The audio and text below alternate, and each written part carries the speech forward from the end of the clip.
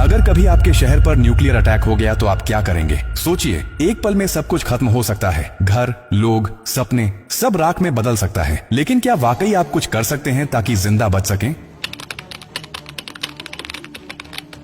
हाँ, अगर आप अभी से तैयार हैं, ये जानकारी जिंदगी और मौत के बीच की दूरी तय कर सकती है। क्योंकि जब एक न्यूक्लियर बम गिरता है तो सिर्फ धमाका ही नहीं होता, उसके बाद शुरू होता है वो खतरनाक खेल जिसे कहते हैं रेडिएशन फॉलआउट। और उसमें जो जिंदा बचता है वो भी धीरे धीरे मरने लगता है। सबसे पहले जानिए कि जैसे ही न्यूक्लियर बम गिरता है, एक तेज सफेद रोशनी आपके सामने आती है। इस रोशनी को देखना मतलब अपनी आंखों की रोशनी खो देना। आप अंधे हो सकते हैं, स्थायी रूप से। इसलिए पहला कदम, जैसे ही धमाके की खबर मिले या रोशनी दिखे, तुरंत जमीन पर लेट जाइए, अपनी आंखें और कान बंद कर लीजिए और चेहरे को किसी कपड़े से ढक लीजिए। ये पहली रक्षा है। अब सवाल उठता है कि कहां जाएं? तो याद रखिए, अगर आपके आसपास कोई मेट्रो स्टेशन है, बेसमेंट है, अंडरग्राउंड पार्किंग है, तो वहीं भागिए। क्योंकि जमीन के नीचे रहना न्यूक्लियर फॉलआउट से बचने का सबसे कारगर तरीका है। लेकिन अगर कुछ नहीं है तो अपने घर को ही शेल्टर बनाना पड़ेगा। सारी खिड़कियां, दरवाजे बंद कर दीजिए। हर छोटी छोटी दरार को भी किसी कपड़े, टेप या गत्ते से बंद कीजिए। हवा का एक भी रास्ता नहीं खुला रहना चाहिए। अटैक से पहले या जैसे ही खबर मिले, आपके पास सिर्फ कुछ मिनट होंगे। उसी वक्त पानी भरिए, बाल्टी, बोतल, ड्रम, जो भी है।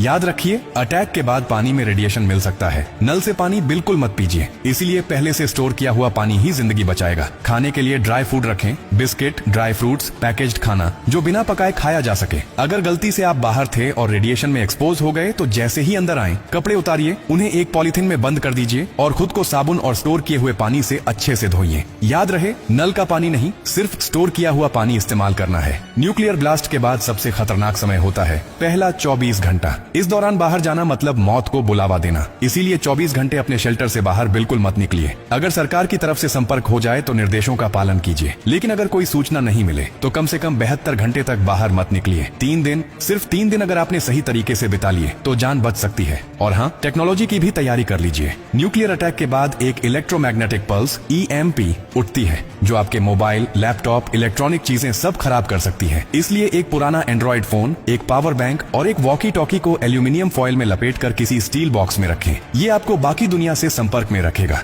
सबसे जरूरी बात, घबराइए मत, पैनिक नहीं करना है। हर फैसला सोच समझ कर लीजिए, क्योंकि न्यूक्लियर अटैक एक टाइम गेम है। जो जितना शांत रहेगा, उसकी जान बचने के चांस उतने ही ज्यादा होंगे। और याद रखिए, ये जानकारी सिर्फ आपके लिए नहीं, बल्कि आपके परिवार, दोस्तों, पड़ोसियों और पूरे समाज के लिए है। क्या आप अकेले सुरक्षित रहना चाहते हैं? नहीं ना? तो इस जानकारी को हर उस इंसान तक पहुंचाइए जिसकी जिंदगी की आपको परवाह है। हो सकता है आपकी एक शेयर से किसी माँ का बच्चा जिंदा रह जाए, किसी पिता की आखिरी उम्मीद बच जाए, किसी बहन का भाई लौट कर घर आ जाए। और यही तो असली इंसानियत है। और हाँ, जब आप जिंदगी बांट रहे हैं तो एक वादा भी कीजिए। डॉक्टर कार्डियो की हर पोस्ट से कुछ सीखेंगे और दूसरों को भी सिखाएंगे। क्योंकि हमारा मकसद सिर्फ कंटेंट नहीं, आपकी सुरक्षा है, आपकी जिंदगी है।